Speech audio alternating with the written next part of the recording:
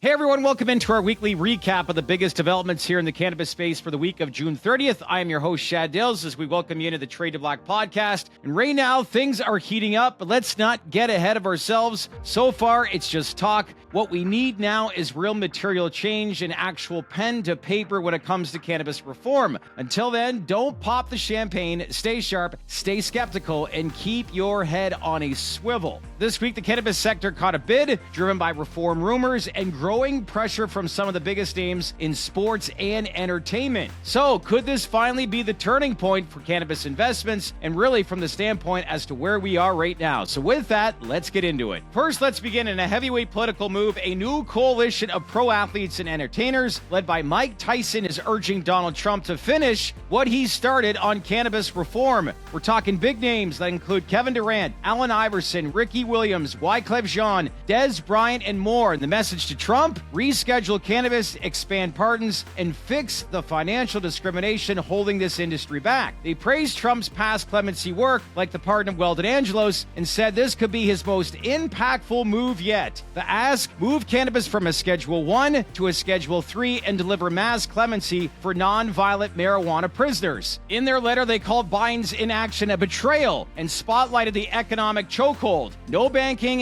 280E tax burdens, and being locked out of U.S. exchanges while foreign cannabis companies trade on the New York Stock Exchange and the NASDAQ. So will Trump listen? If he does, he could corner the cannabis vote and leave Biden reeling. Let's move now to Florida, where Governor Ron DeSantis signed a new law that gives the state the power to suspend your medical cannabis card if you're charged. Not convicted, just charged with a state drug crime. If you're later convicted or plead guilty, your registration gets revoked. To reapply, you'll need to complete your sentence and submit a notarized attestation. The final bill was narrowed from earlier drafts, but there's still ambiguity around retroactive enforcement. Patients with old convictions might want to keep a close eye on this. Oh, DeSantis. Meanwhile, legalization advocates in Florida are pushing forward, already submitting 380,000 signatures for a new adult use ballot initiative in 2026. Let's hope more momentum continues to build. I'm hearing as many as 700,000 now. Over in Washington, the House is advancing a controversial plan to ban all consumable hemp products containing even a trace amount of THC. Senator Rand Paul isn't having it. He says it would annihilate the hemp industry, and he's introduced the HEMP Act to triple the legal THC limit and preserve CBD legality. Groups like the wine and spirits wholesalers are sounding the alarm too, warning this ban could push the $28 billion hemp market into the shadows. So this is shaping up to be a defining moment in how Congress regulates cannabinoids, with nuance or with a sledgehammer. Also, in an op-ed this week, Governor Republican Lazara, he joined the call to reschedule marijuana, aligning himself directly with Trump's position. Lazara said, quote, "Rescheduling is about medical science, public safety, and conservative values," end quote. He dismissed full legalization, but said Schedule 3 would unlock research and reduce tax burdens on licensed businesses. Once again, we're seeing more and more Republicans inch closer to a structured, medically focused cannabis policy, and that is a good thing. Let's now move overseas. Globally, where major news out of Thailand. Just 3 years after decriminalization, the government has now banned recreational cannabis sales. Dispensaries can stay open, but only sell to prescription patients and only with products sourced from certified pharmaceutical farms. Anyone caught violating the new rules faces jail time or fines. Critics say this is a political move tied to the collapse of the pro-cannabis coalition government, but it's a warning shot for global operators banking on long-term regulatory stability. Moving back now here in America and in California, consumers are now facing higher cannabis prices. As of July 1st, the state's excise tax jumped from 15% to now 19%. That's on top of local taxes, and it comes as the market is already dealing with softening sales. A bill to freeze the rate at 15% is in the works, but with the increase already active, retailers and consumers are definitely feeling the squeeze. Again, another head scratcher as to what's going on in California. Taxes, taxes, and more taxes. Now in Oklahoma, authorities, they just seized over 40,000 marijuana plants and arrested Chinese national in connection to one of the largest illegal grow operations in the state this year. The AG's Organized Crime Task Force is making it clear they're cracking down on foreign-led cannabis crime rings exploiting the state's medical system. ICE even detained 15 individuals for deportation proceedings, another clear sign that the enforcement is definitely escalating. Let's now shift gears to corporate headlines, and we'll begin with the big news this week, and that's Tyson, who announced it's exiting Michigan. Michigan, citing extremely difficult conditions. They're divesting all operations there and laying off 21% of their workforce. The focus now shifts to core markets in the Northeast and California. Meanwhile, Trulieve, they filed a new shelf registration with the SEC. No immediate raise expected, just a renewed shelf for flexibility, so no panic needed. Also, MaryMed is officially launching Delaware's adult use market, expanding operations under its first state compassion brand. Wilmington and Luz dispensaries are being upgraded ahead of tourist season. And finally, Verano, they'll report Q2 earnings on August 7th at 8:30 a.m. Eastern Time, so mark that in your calendar if you are a Verano shareholder. Also, I want to highlight something in psychedelics. It was big news this week involving Atai Life Sciences as they made waves. They announced new clinical results alongside a $50 million